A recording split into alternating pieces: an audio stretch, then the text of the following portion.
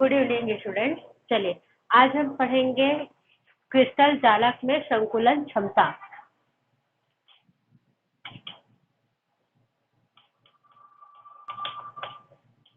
देखिए पिछले वीडियो में संकुलन क्षमता क्या है वो उसके बारे में हम आपको बता दिए थे और हमने सरल घनी सेल अर्थात एससीसी का संकुलन क्षमता जो कि 52 है ना अर्थात 52% आपको निकाल कर बता दी गई है। ठीक है, तो चलिए स्टार्ट करते हैं हम कि यहाँ पर जो हमारा दूसरा बॉडी सेंटर्ड क्यूबिक सेल और फेस सेंटर्ड क्यूबिक सेल है उसका संकुलन क्षमता कितना होता है। ठीक है, तो चलिए स्टार्ट करते हैं। दूसरा आएगा आपका अंतः केंद्रित घनीय सेल। ठीक है, सबसे पहले आप इसका डायग्राम बताओगे अंतः केंद्रित घनीय सेल का डायग्राम क्या होता है।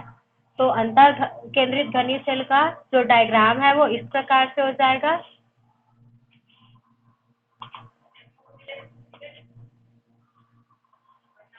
ठीक है, इस प्रकार से हमने अंतः केंद्रित घनीय सेल का जो है चित्र बनाया है, डायग्राम बनाया। आप सभी को पता है कि अंतः केंद्रित घनीय सेल में अवयवी कण कहाँ कहाँ पाए जाते हैं ना, तो सबसे पहले आपको वही बताना है कि अंतः केंद्रित घनीय सेल में अवयवी कण जो है कोनों पर। ठीक है, ये देखिए क्लियर हो गया। मैं इस प्रकार से आपको अंतः केंद्रित घनीय सेल के अवयवी कण बता रही हूँ। देखिए ये चारों को मैं आपको समझाने के लिए थोड़ा बड़ा बनाई हूँ यहाँ पे। चलिए सभी को बना दें।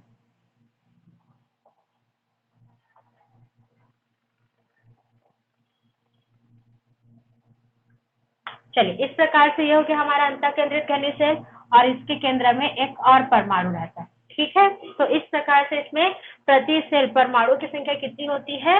दो होती है ना। तो यहाँ पे हम लिख लेंगे चूंकि बीसीसी में है ना अवयवी कण कोनों के साथ साथ क्या होते हैं, घन के मध्य में भी होते हैं।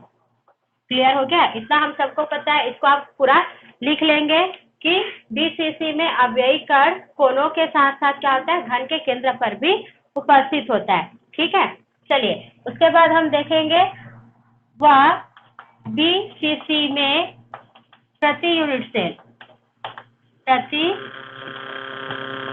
सेल है ना परमाणु की संख्या बराबर कितनी होती है? 2 होती है ना। ये भी आप लोगों को पिछले क्लासेस में बताया जा चुका है कि अंतः केंद्रित घनीय सेल में प्रति यूनिट सेल परमाणु संख्या 2 होती है। ठीक है, चलिए उसके बाद हम मानते हैं है ना घनीय सेल के कोर की लंबाई आप सभी जानते हो कितना होता है। घनीय सेल के कोर की लंबाई जो है 1 सेंटीमीटर होता है। ठीक है, उसके अलावा आप सभी जानते हो परमाणु या जो अवयवी कण है उसकी त्रिज्या। ठीक है, तो परमाणु या अवयवी कण की जो त्रिज्या होती है वो क्या होती है? r होती है। आप सबको पता है। क्लियर हो गया। तो देखिए अब हम यहाँ पे क्या करते हैं, घन का है ना ये जो घन के मध्य में परमाणु है उसको आपस में मिलाते हुए एक रेखा खींचते हैं। देखिए इस प्रकार से हमने एक रेखा खींचा तो एक क्या हुआ, जैसे आप लोग एक आयत के एक किनारे को दूसरे किनारे से मिलाते हैं तो विकर्ण बनता है ना। ठीक उसी प्रकार जब हम लोग क्या करते हैं है ना इनको आपस में मिलाते हैं तो घन का विकर्ण बनता है ना। और इस घन के विकर्ण को हम लोग क्या बोलते हैं? काय विकर्ण या बॉडी डायगोनल बोलते हैं। ठीक है, काय विकर्ण या बॉडी डायगोनल कहलाता है। अब यहाँ पे देखेंगे तो ये जो घन के केंद्र में जो परमाणु है या अवयवी कण है वो क्या है? विकर्ण। ये जो विकर्ण है ना तो विकर्ण के 2 परमाणुओं से जुड़ा हुआ है या संबंधित है। आप देख रहे हो कि ये जो घन के मध्य में उपस्थित परमाणु है वो विकर्ण के 2 परमाणुओं से क्या है? संबंधित है। ठीक है, क्लियर हो गया, समझ में आया सबको। ठीक है, तो चलिए अब मैं यहाँ पे क्या करती हूँ है ना ये कोर की लंबाई हो गया a। क्लियर हो गया, और ये भी कोर की लंबाई हो गई a। ठीक है, और ये जो अंतः विकर्ण है ठीक है उसकी लंबाई क्या हो गई? c हो गई। ठीक है, मानती हूँ मैं कि ये जो बॉडी डायगोनल है ठीक है उसकी लंबाई क्या है? स्मॉल c है। और मानते हैं ये एक है ना फलक हो गया आपका। समझ में आ रही सबको? ठीक है, अब इस फलक में हम एक त्रिभुज बनाते हैं। ठीक है, मान लेते हैं ये क्या हो गया हमारा? a हो गया। क्लियर हो गया, इसको हमने f माना। ठीक है, समझ में आई सबको? ठीक है, उसके बाद ये जो हमारा है इसको हम क्या मानते हैं? ई मानते हैं। समझ में आ रहा है सबको? ठीक है, इस प्रकार से हमारा एक त्रिभुज यहाँ पे बन गया, ये देखिए, क्लियर हो गया? ठीक है, इतना आप लोग ध्यान पूर्वक देखेंगे इसमें। ठीक है, उसके बाद एक त्रिभुज हम और बनाएंगे फलक पर। ठीक है, तो फलक पर हम एक और त्रिभुज बनाएंगे। ठीक है, तो उसके लिए हमको क्या करना पड़ेगा, विकर्ण लेना पड़ेगा। ठीक है, तो विकर्ण हम लेते हैं, यहाँ पर आप लोग ध्यान पूर्वक देखेंगे। देखिए, मान लीजिए हमने इसको ऐसे, ये हमारा एक फलक हो गया है ना, इस फलक के हम इन दोनों को मिलाते हैं तो ये इस प्रकार से क्या बन गया, विकर्ण बन गया। ठीक है, तो इस प्रकार से आप लोग ध्यान देंगे, एक त्रिभुज यहाँ पे बन रहा है। ठीक है, तो इस विकर्ण की लंबाई मैं मानती हूँ क्या है, स्मॉल बी है। ठीक है, तो ये एक त्रिभुज बना। चलिए, यहाँ पर को हम नाम देते हैं, यही हमारा क्या हो गया, डी हो गया, है ना। तो ए हो गया, यहाँ तक समझ में आया। और जो हमारा दूसरा त्रिभुज है वो क्या है, तो दूसरा त्रिभुज आप ध्यान दोगे, यहाँ पे आपका ये बॉडी डायगोनल है। क्लियर हो गया, समझ में आ रही सबको? तो ये बॉडी डायगोनल और ये यहाँ से आप ध्यान देंगे। ठीक है, तो एक त्रिभुज हमारा ये हो गया और ये, ठीक है, इतना, और दूसरा त्रिभुज हमारा ये। क्लियर है? तो यहाँ तक आप लोग को समझ में आ गई ना, कोर की लंबाई जो है 8 सेंटीमीटर है और परमाणु की त्रिज्या जो है 8 सेंटीमीटर है। अब हमको क्या करना है, ये जो फलक है ना, AD, ठीक है, मतलब फलक का जो विकर्ण है AD, उसकी लंबाई जो B है उसकी वैल्यू निकालते हैं। तो उसके लिए हमको क्या करना है, देखिए, त्रिभुज ADE में, है ना, त्रिभुज ADE, ये क्या है, समकोण त्रिभुज है। तो समकोण त्रिभुज है तो हम पाइथागोरस का प्रमेय लागू कर सकते हैं। ठीक है, तो पाइथागोरस के प्रमेय से आप लोग जानते हो, कर्ण का वर्ग बराबर आधार का वर्ग अपान लंब का वर्ग होता है। ठीक है, तो ये कर्ण का वर्ग हो जाएगा b का स्क्वायर बराबर आधार जो है ये है, और ये क्या है, फलक है। तो फलक की लंबाई या कोर की लंबाई a स्क्वायर होगी, है ना, और ये जो है आधार हो गया, और ये भी क्या है, फलक है या कोर है ना, इसकी भी लंबाई जो है a का स्क्वायर हो जाएगा, है ना। तो हमको b बराबर क्या मिलेगा, यहाँ पे आप दे सकते हो, ठीक है, 2a का स्क्वायर, है ना, और ये जो आपका स्क्वायर है वो इस पर क्या हो जाएगा, रूट लग जाएगा। तो इस प्रकार से क्या हो गया, √2a का स्क्वायर। तो b बराबर क्या हो जाएगा, यहाँ का स्क्वायर इसके साथ कट जाएगा, तो √2a। समझ में आई सबको? ठीक है, यहाँ तक क्लियर हो गया ना सबको? उसके बाद हम आगे देखेंगे, तो इस प्रकार से हमको क्या मिल गया, b बराबर √2 इंटू a मिल गया। अब हम देखेंगे दूसरा त्रिभुज में पुनः, है ना, दूसरा त्रिभुज हमारा क्या है, यहाँ पे आप लोग ध्यान दोगे, ये है हमारा दूसरा त्रिभुज। ठीक है, क्लियर हो गया, समझ में आया सबको? तो ADF,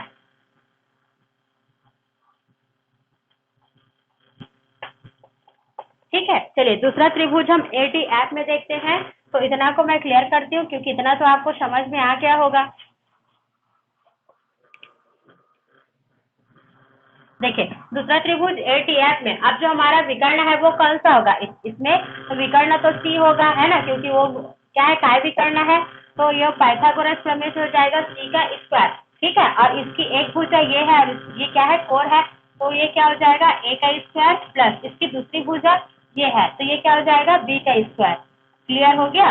चलिए, तो ये C का स्क्वायर बराबर A का स्क्वायर।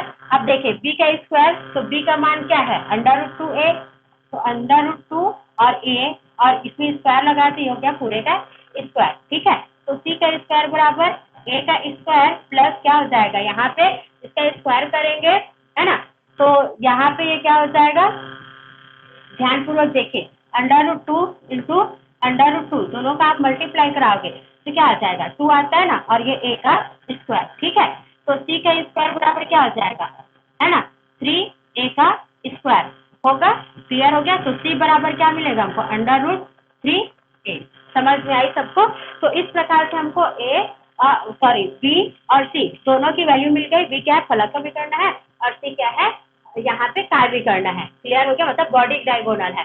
क्लियर हो गई ना सबको? अब ध्यान पूर्वक और देखते जाएंगे, है ना, ध्यान पूर्वक देखते जाइए कि ये जो C है ना, ये जो C है वो इस गोले से और इस गोले से, मतलब इस परमाणु से और इस परमाणु से जुड़ा हुआ है। ठीक है, तो देखिए, यहाँ से ये परमाणु का केंद्र हो गया, और यहाँ से यहाँ तक परमाणु की जो मतलब केंद्र से लेके परिधि तक की दूरी क्या हो गई, R हो गई। और यहाँ पे आप देखोगे ये हो गया केंद्र और ये परिधि, तो केंद्र से परिधि तक की दूरी क्या हो गई, r हो गई, है ना। तो यहाँ पे ये जो C है वो दो परमाणुओं से जुड़ा हुआ है, ठीक है। और यहाँ पे देखिए ये एक परमाणु का केंद्र है, ठीक है। तो यहाँ से यहाँ तक r हो गया और यहाँ से यहाँ तक r, मतलब 2r हो गया ना, ठीक है। तो यहाँ से यहाँ तक क्या है, 2r है। तो यहाँ पे हम देखेंगे पुनः चित्रानुसार, है ना, चित्रानुसार आप ध्यानपूर्वक देख सकते हो कि जो C है ना, वो इस परमाणु के इस R से जुड़ा हुआ है, देखो R, है ना। तो क्या इस परमाणु के ये R से जुड़ा हुआ है R, और ये मध्य वाले परमाणु के पूरे व्यास से, है ना, मतलब एक तरफ का R और ये R, मतलब 2R मतलब व्यास होता है ना, तो ये 2R, है ना। तो C बराबर क्या हो गया, 4R हो गया। ध्यानपूर्वक देखते जाइए, है ना। तो मान लेते हैं ये हमारा समीकरण 1 है और ये हमारा समीकरण 2 है ना, और ये हमारा समीकरण 3 है। क्लियर हो गया। तो समीकरण 2 और 3 को देखिए, है ना।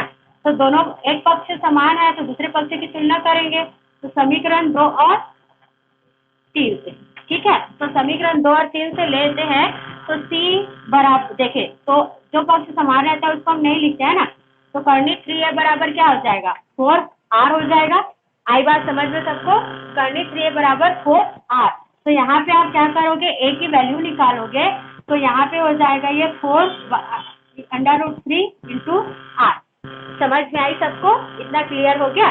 तो इस प्रकार से हमको मिल गई कोर की लंबाई का मान, है ना, मतलब कोर की लंबाई A का मान मिल गया, ठीक है। उसके बाद हमको क्या लेना है, यहाँ पे ध्यानपूर्वक देखते हैं, है ना। और चूंकि गोले का आयतन कितना होता है, गोले का आयतन कहने का मतलब क्या हो गया, परमाणु का आयतन,